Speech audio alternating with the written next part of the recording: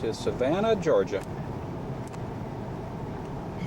And the tunnel streets in Savannah are remarkable. You have palm trees in the center median. Heavy, heavy live oak on both sides. Spanish moss hanging down.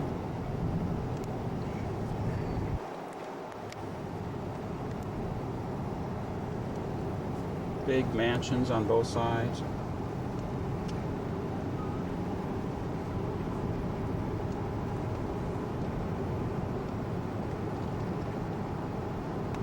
Timed traffic lights.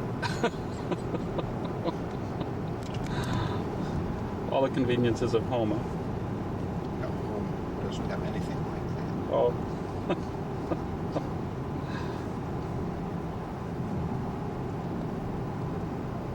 Oh, this is great.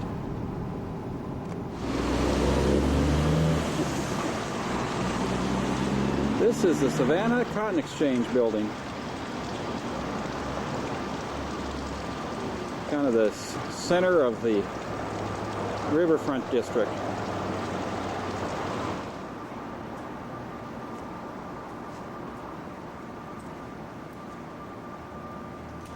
Red building, red bricks.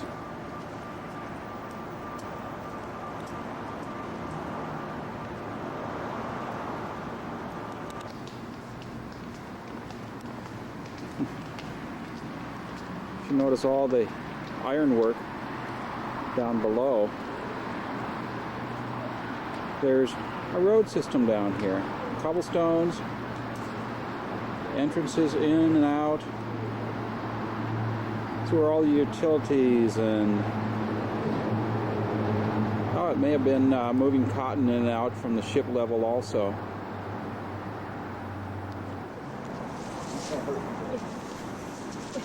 I'm going to take these old stairs on the way down.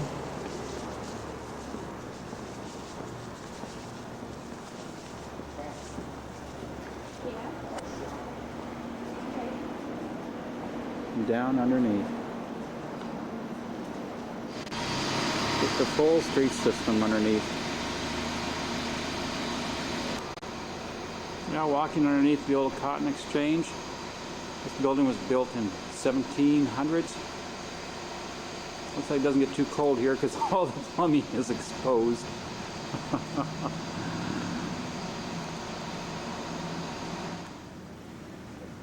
Very charming, all the gas lights that are down in this district.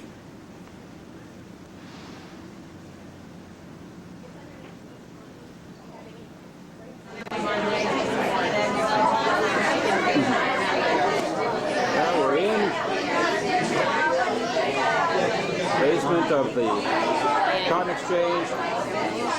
Gonna have breakfast.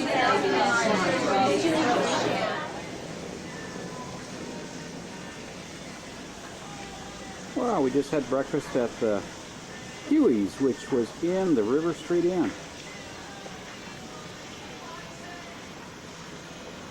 Old historic building. Right beside the Cotton Exchange.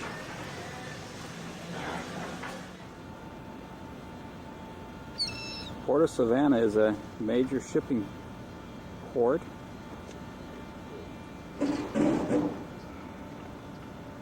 Isn't this suspension bridge spectacular?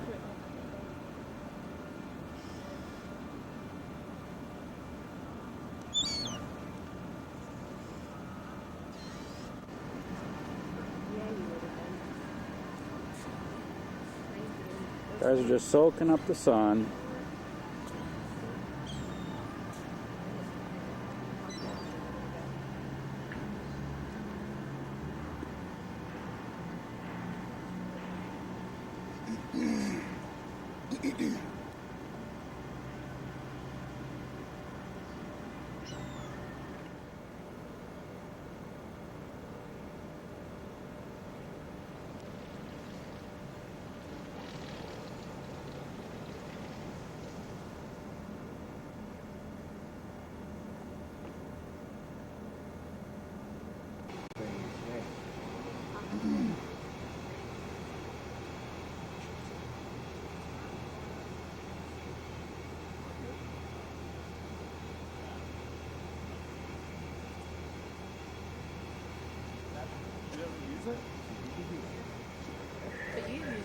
use it all the time when I do the camera.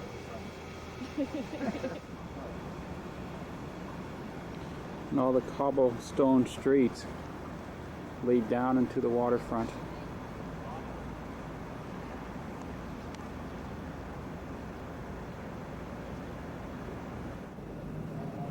That's skill. Yeah, it's yeah, that is good skill.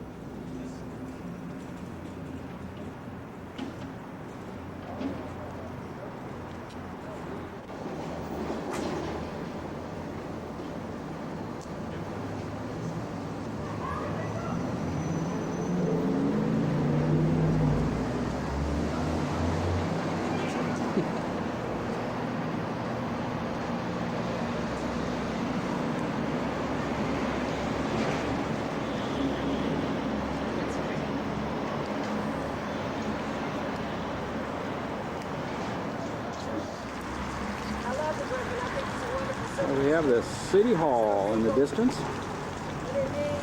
with the Cotton Exchange off to our right.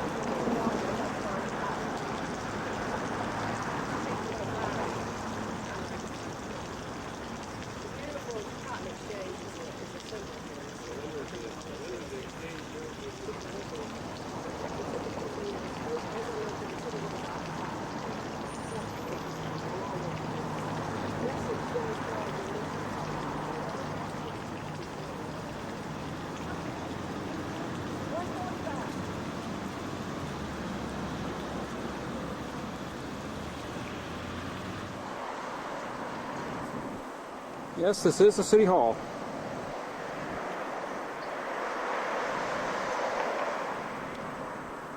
From the center of the street. There hasn't been any cars turned yet. Takes our chances.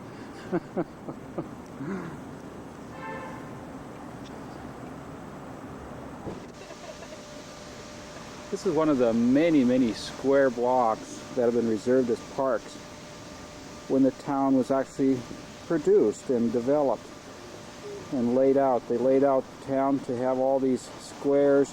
Oh, they're about 6-8 blocks away from each other, and all the various businesses and living quarters and such kind of rotated around these central square areas.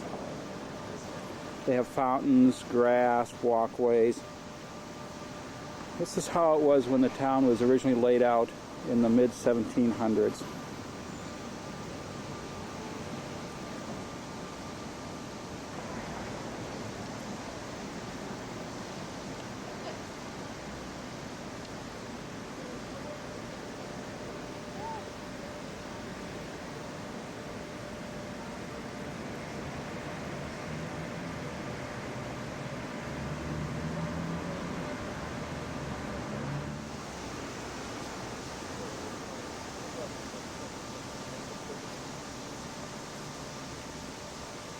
I don't really notice that.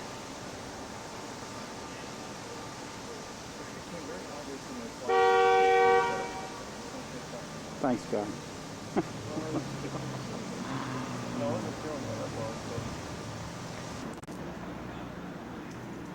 And this is Wright Square. About 22 of these squares in the old historic district. All the roads lead to them.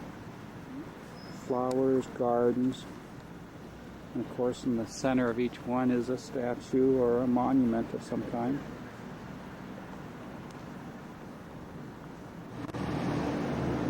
And each square serves as a traffic roundabout, in that the roads come into the square.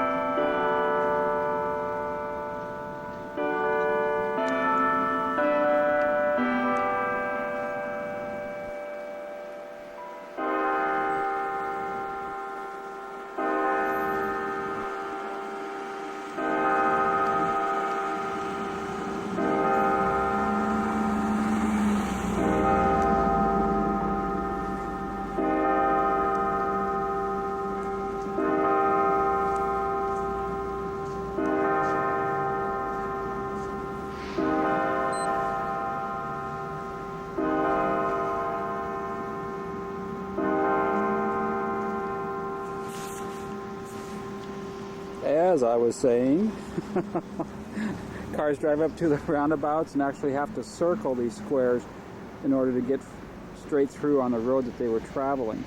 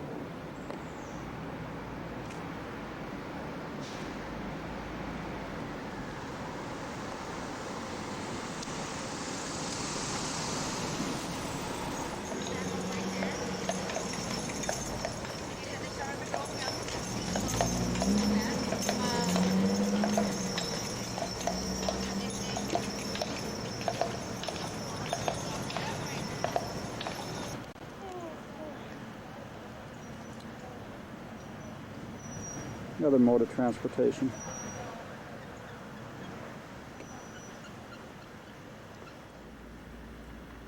It's great that they preserved all of the squares, 22 out of 24 original.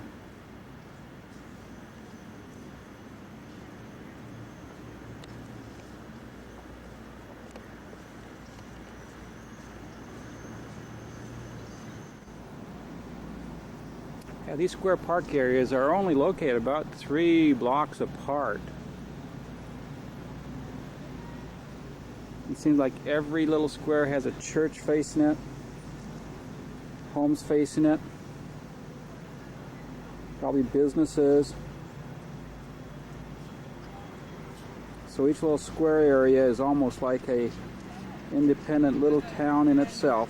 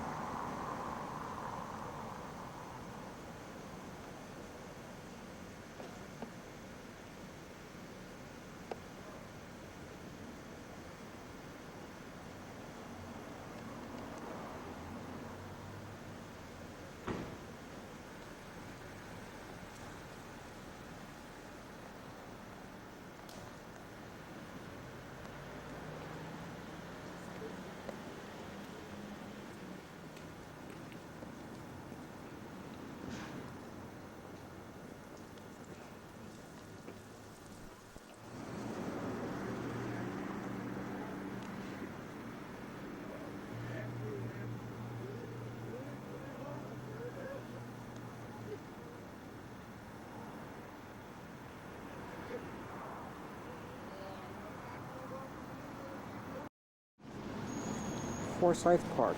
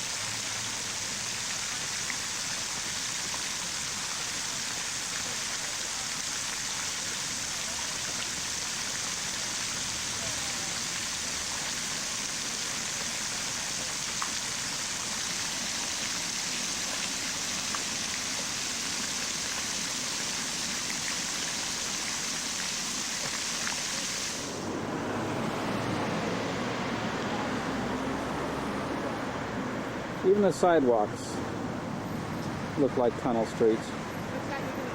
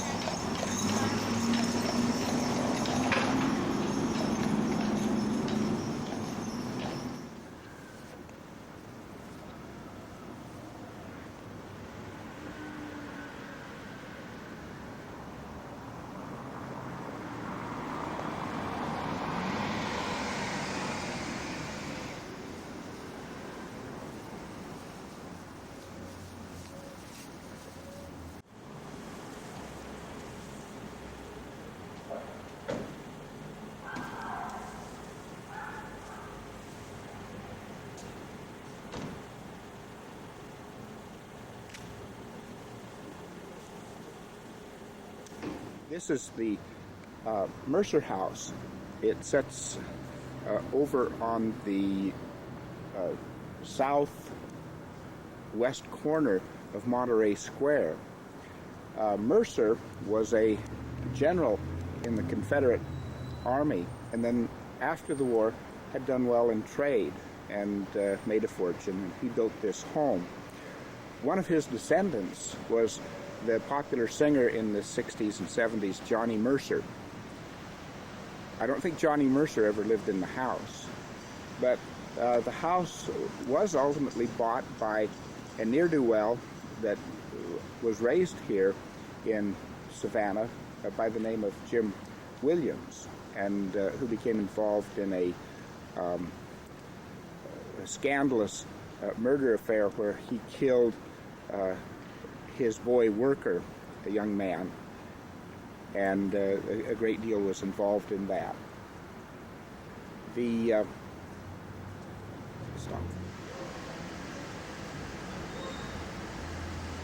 Jim Williams was found guilty in his trial, but it was retried several times because of technicalities of some sort or another, and after a period of several years he was finally acquitted of the crime. Interestingly enough, about a year and a half or two after he was acquitted, he had a heart attack and he died on the very site where he had killed the young man. The Mercer house is the center of a number of interesting stories that had to do with Jim Williams. For example, at times this part of Savannah has been used for movie productions. Because of all of the old buildings, it's a very attractive place for that. What they've done from time to time is come in with trucks and fill the streets full of sand so that it would appear that they're not paved, and so that they could photograph. Jim Williams, being irritated at that at one point, went back into the antiques that he had, found a Nazi flag, a great big red flag with a white circle in the center of it and a swastika in the middle of that, and hung it over the banister in the upper story window to the right that you see.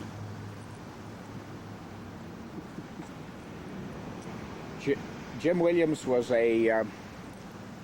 dealt in antiques, and he dealt in antiques at a world scale, so that he traveled very often to Europe, and he had contacts all over the world where he dealt in antiques, and he did very well at it. That's how he made his fortune, and he's responsible for the restoration of this beautiful old Savannah home.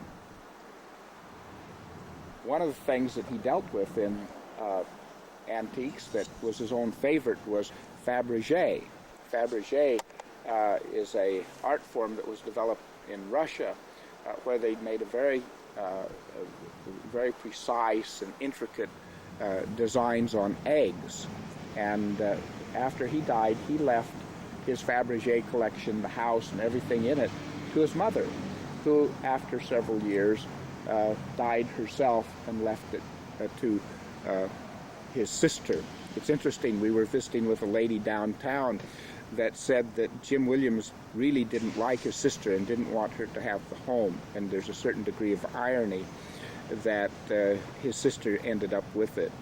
The local stories are that on occasion the police will come because she's called them to eject and do away with people photographing the house just as we are right at this moment. Run, Paul, run.